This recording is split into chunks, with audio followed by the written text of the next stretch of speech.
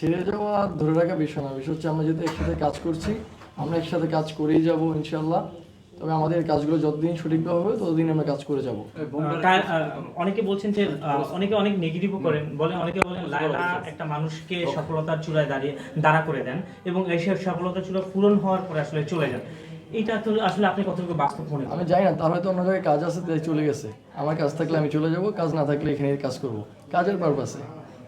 কোন জায়গা থেকে চলে যেতে এটা বুঝাচ্ছেন এটা বলেন। ও যেটা বলেছে সেটা কিন্তু খুবই প্র্যাকটিক্যাল কথা। ও আমার সাথে যতদিন দর্শকরা আমার সাথে যতদিন ওকে পছন্দ করবে ততদিনই ও আমার সাথে কাজ করবে। যখন দর্শকরা আমার সাথে ওকে পছন্দ না করে অন্য কোনো নায়িকার সাথে ওকে পছন্দ করবে তখন সে আমাকে বাদ দিয়ে অন্য কোনো নায়িকার কাছে। তবে আমাদের সম্পর্ক ভালো থাকবে, আমাদের সম্পর্ক কাজের পারপাসে বিভিন্ন দিকে যেতেই পারি। আপু একটা প্রশ্ন রাখতেই চাই, সেটা হলো এই যে এত সুন্দর একটা ড্রেস পরছেন, এই ড্রেসে আপনার কারোর সাথে দেখা যায়নি। আপনার এ পর্যন্ত যার সাথে কোলাবোরেশন করছেন, যার সাথে মিউজিক ভিডিও করছেন, কারোর সাথে এই ডিফারেন্ট লুকে দেখা যায় নাই।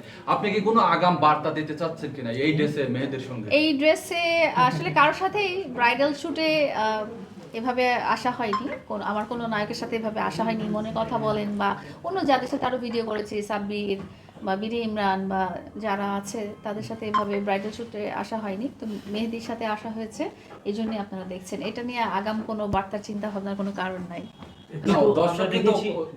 আপনার একজন নায়কের সাথে কিন্তু এইরকম ব্রাইডাল শুট আমরা দেখেছি। এই ছাড়া কি আপনি আর কারোর সাথে শুট না, এই ছাড়া আর কারোর সাথে শুট করা হয়নি। তখন ওইটা কি শুট ছিল আপনার? ওইটা ব্রাইডাল শুটই ছিল।